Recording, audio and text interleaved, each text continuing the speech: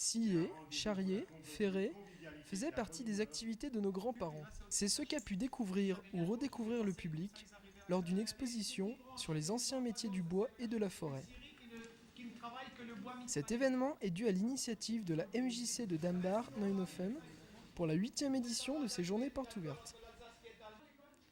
Ainsi, la foule a pu observer les outils utilisés par les artisans et leur méthode de travail grâce à des modèles réduits et à quelques explications de l'animateur Benoît Heinrich. En alsacien, on dit le terme. Pour pas qu'ils attrapent le terme, on leur cachait les yeux avec ça. Souvent, on me demande si c'est pour la bûcheronne. Cette exposition aura permis au public de redécouvrir des métiers disparus, victimes du progrès.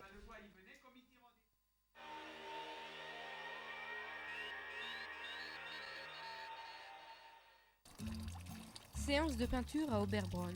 Par une matinée ensoleillée, les rues d'Oberbronn ont été investies par un groupe de peintres.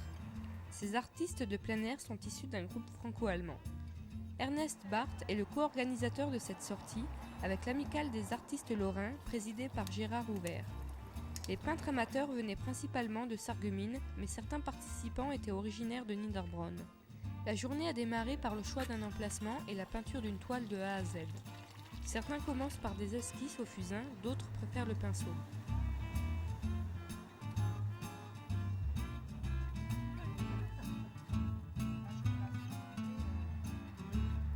Anne Grill, elle, utilise le couteau pour appliquer ses mélanges de gouache.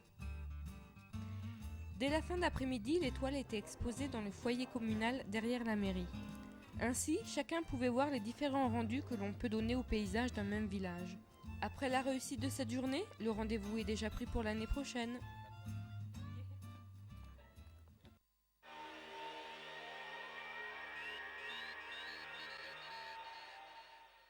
La commune de Gundershofen a entrepris plusieurs chantiers de rénovation. Le plus important d'entre eux concerne le stade. La ville a en effet entrepris l'agrandissement de la tribune et des vestiaires, ainsi que leur mise en conformité. Quant au lotissement des Platanes, des travaux de voirie et d'assainissement dans la 7e tranche ont commencé. D'autres travaux étaient également souhaités par la commune, concernant l'aménagement d'une voie à sens unique et d'un itinéraire protégé pour les enfants aux abords du groupe scolaire. Suite à une demande de la population, la mairie a également mis en place un columbarium au cimetière communal.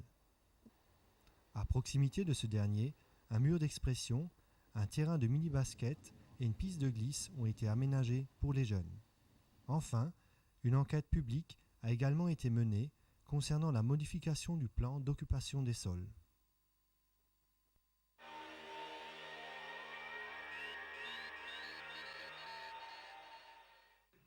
La paroisse protestante a inauguré son nouveau foyer. La rénovation de l'édifice est due à la volonté des paroissiens de rendre le foyer conforme avec une attention particulière portée à l'accès handicapé et à la possibilité de stationnement. Le foyer a donc été entièrement rénové. Sol, plafond, électricité, peinture, sanitaire sont l'œuvre d'entreprises, mais aussi de bénévoles. Tous ces travaux ont été financés par les paroissiens eux-mêmes, ainsi que par des collectifs.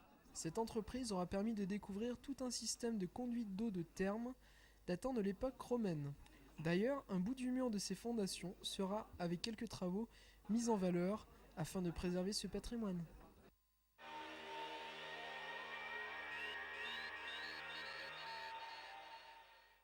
Le rallye des grandes marques à Niederbronn-les-Bains. Ce rallye très célèbre a été cette année organisé par le club Bugatti France. L'Alsace a été choisie comme destination pour ce week-end de rencontre entre automobiles de rêve. En effet, cette manifestation est réservée aux très prestigieuses automobiles d'avant-guerre. Les plus récentes admises étaient de 1955. Les marques Delage, Delahaye, Talbot, Salmson, Lorraine Dietrich, Facel Vega, Hispano Suiza et bien sûr Bugatti se disputaient le regard des envieux. 60 collectionneurs belges, suisses et français ont participé à cette édition, parmi lesquels le fils de Jacques Dufilot et la petite-fille d'Ettore Bugatti. Pour la première fois à Niederbronn, 4 véhicules Lorraine Dietrich étaient rassemblés. La plupart des automobiles sont arrivées sur remorque pour s'épargner la fatigue d'un long voyage. Elles étaient ainsi prêtes pour de grandes balades autour de Niederbronn. Les amoureux d'automobiles du canton ne sont pas prêts d'oublier ce week-end des 6 et 7 octobre.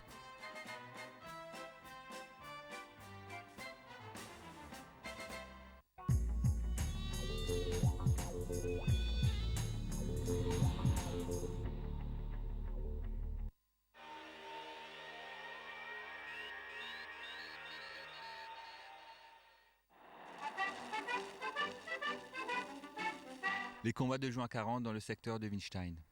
Ce secteur de Winstein se trouvait dans le secteur fortifié des Vosges et faisait partie intégrante de la ligne Maginot. De Winstein à l'ouest de Winstein, vu la configuration du terrain, on a construit uniquement des petites casemates d'une épaisseur de 1,50 m qui comprenaient un équipage de 10 à 15 hommes.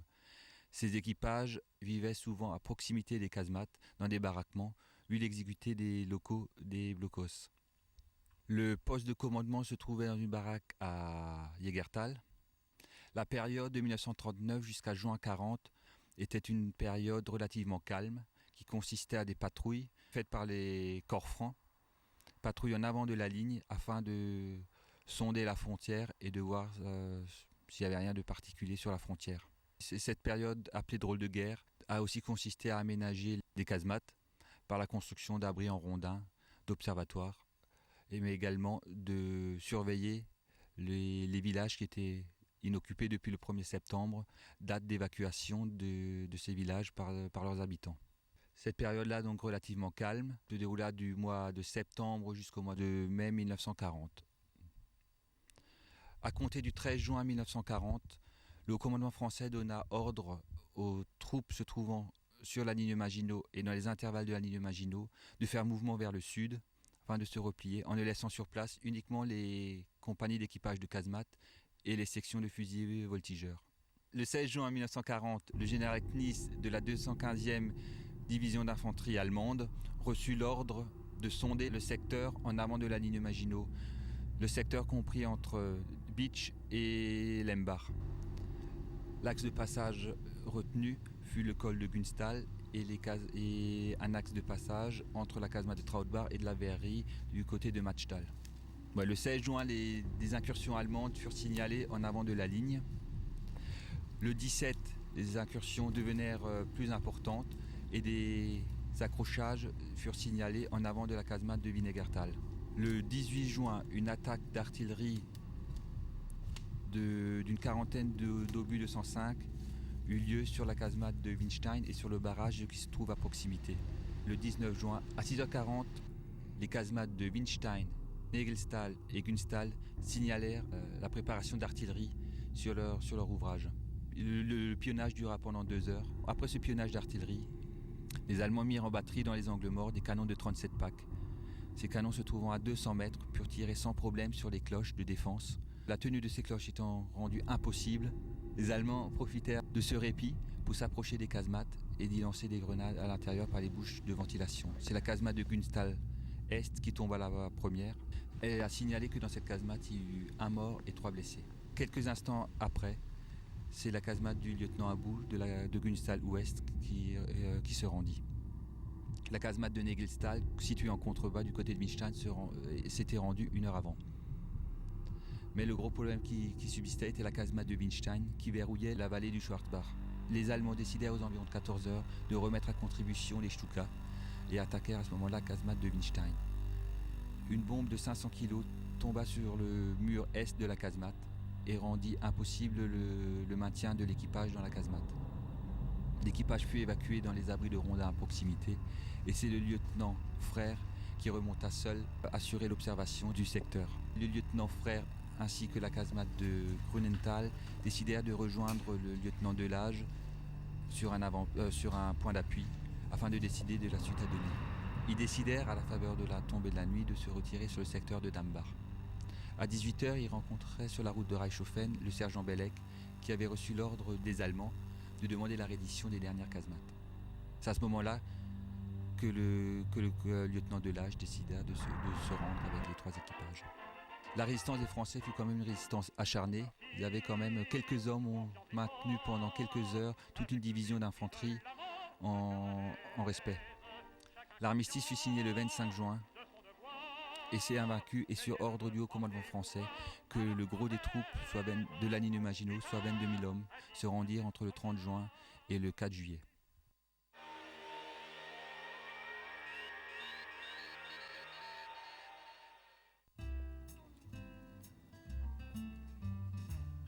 Voilà, donc le métier de ramoneur véritablement, il commence en général à la porte des gens. Donc le but, c'est qu'on vienne en fin de compte enlever les différents dépôts de suie et non pas vous faire de la saleté partout.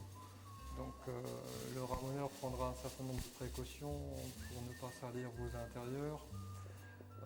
Derrière, donc principalement, les actions de ramonage se passent au grenier puisqu'on a des trappes accessibles et donc non plus sur les toits comme il y a un certain nombre d'années. Derrière, donc, la première des choses qu'il a à faire donc, en ouvrant sa portière de visite, c'est à inspecter la suie qui se trouve à l'intérieur. Derrière, donc, il doit effectuer un contrôle visuel au miroir pour voir quelle est la hauteur de souche, quels sont éventuellement les résidus qui se trouvent encore en partie haute. À l'issue de cette première action de ramonage, il devra donc, sortir la saleté donc, en partie basse et également s'assurer de l'entière vacuité du conduit. Donc il y a un chiffre en France, donc actuellement donc on a toujours encore 400 décès en France dus aux intoxications au monoxyde de carbone. Ensuite, donc l'autre phénomène, c'est qu'on a un nombre assez impressionnant encore de maisons chaque année qui brûlent, sans conséquences humaines, mais qui ont de grosses conséquences matérielles. Et puis si effectivement les actions de prévention étaient peut-être un peu mieux orientées, on réussirait à réduire ce phénomène. Un des deux facteurs principaux pour les feux de cheminée donc, est effectivement le non-séchage du bois. Donc là, il faut respecter impérativement ces différents temps de stockage par type de bois. Donc, prenons quelques exemples. Le hêtre et le chêne sont les deux bois les plus répandus sur le secteur. Donc, pour le hêtre, il faut minimum respecter 2 ans de stockage, donc aéré, stocké en extérieur et toujours ventilé. Donc, le bois, il y a simplement lieu de le recouvrir et non pas de faire ce qu'on appelle des paquets cadeaux, c'est-à-dire d'envelopper totalement le bois, où derrière aucun air ne pourra circuler entre le bois. Pareil, les stockages en cave donc ne sont pas efficaces puisqu'il n'y a aucune circulation d'air. Le stockage idéal, c'est effectivement donc, en extérieur, côté sud, et donc aéré, ventilé en permanence et simplement recouvert et non pas emballé. Donc les premières suies que nous avons ici, donc ce sont deux suies de fioul, donc une suie de fioul qui est quasi normale, et donc une suie de fioul derrière qui est ce qu'on appelle en excès d'air. Donc à ce moment-là, lorsqu'on est trop en excès d'air ou en défaut d'air, on va produire beaucoup plus de monoxyde de carbone, donc risque pour l'habitation, mais également risques principaux de détérioration des corps de chauffe. Derrière, donc, on a une suie de gaz, donc le gaz en principe fait très peu de dépôts, quoique il en fait tout de même. Donc les suies de gaz sont moins répandues, mais donc il y a lieu de vérifier tout de même, donc réglementairement une fois par an, son installation au gaz. Derrière, on rencontre donc les suies qui sont les principales provocatrices de feux de cheminée, donc principalement les suies du bois, donc à savoir, donc ceci est une suie normale de bois, donc totalement volatile et totalement sèche. Derrière, on a bien sûr la suie la plus dangereuse, donc qui est la suie qui provoque les feux de cheminée, donc à savoir ce qu'on appelle le bistre en français, en alsacien, Glanzreus. Glanzreus, c'est ce qui est fabriqué par nos installations. Donc le ramoneur, donc dans son ensemble, vous souhaite à ce que vous ayez tout le confort nécessaire et toute la sécurité et le plaisir dans votre installation de bois, de fioul ou de gaz. Et donc il est vrai qu'on préfère venir en action de prévention avec cette casquette-là, que malheureusement des fois on est obligé de changer de casquette et à ce moment précis de mettre mon casque de sapeur-pompier et puis de venir malheureusement des fois intervenir chez vous.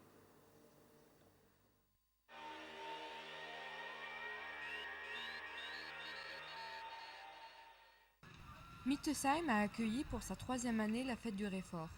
Cela a été l'occasion d'organiser plusieurs petites manifestations autour de la fameuse racine alsacienne. Le public au rendez-vous aura ainsi pu voir une exposition de tracteurs, de légumes et d'artisanat. La foule a également pu se restaurer autour d'une bonne tarte flambée. La société Refalsa était naturellement présente à cette manifestation. Son directeur, Ernest Rothman, nous parle de la racine. Le réfort, c'est une racine qui vient de la famille des crucifères, qui vient des pays de l'Est, qui est très peu connu en France, qui est surtout connu essentiellement en Alsace. Donc la société Refalsa a été créée par la famille Urban dans les années, fin des années 40, vers les années 50, et qui ont produit leur réfort donc jusqu'il y a 4 ans, où on a construit donc l'unité dans laquelle nous sommes maintenant, et donc entre-temps la famille Urban donc a pris sa retraite. Donc j'ai racheté cette société il y a 4 ans. Et donc nous continuons à faire le réfort de façon artisanale et traditionnelle, suivant les recettes anciennes. Les racines nous sont amenées par une coopérative de 25 producteurs. Donc la racine est stockée en chambre froide à une température proche de zéro. Donc pour qu'elle ne germe pas, pour qu'elle ne reste stable. Et elle est sortie au jour le jour, au fur et à mesure des besoins. Donc, on la sort, on la coupe en morceaux, on la passe dans une parmentière pour enlever le gros de la plure et de la terre qui est autour. Et quand ça sort de la parmentière, il reste encore pas mal d'aspérités donc, qui sont éliminées à la main par une équipe de dames qui font ça à longueur de semaine. Donc, avant de le râper, on a prévu une nouvelle phase de lavage avec une eau un peu vinaigrée pour désinfecter le produit. Donc on a prévu donc, des badges de racines d'un poids tout à fait précis, avec les ingrédients qui se rajoutent, donc un peu de lait, un peu de sel, un peu de ci, un peu de ça, pour que le produit final soit cohérent et équivalent. Alors il est commercialisé soit en seau, surtout pour les destiner aux bouchers, aux grossistes, ces gens-là, soit en petits verres, donc qui est distribué par la grande distribution aussi et également par les grossistes.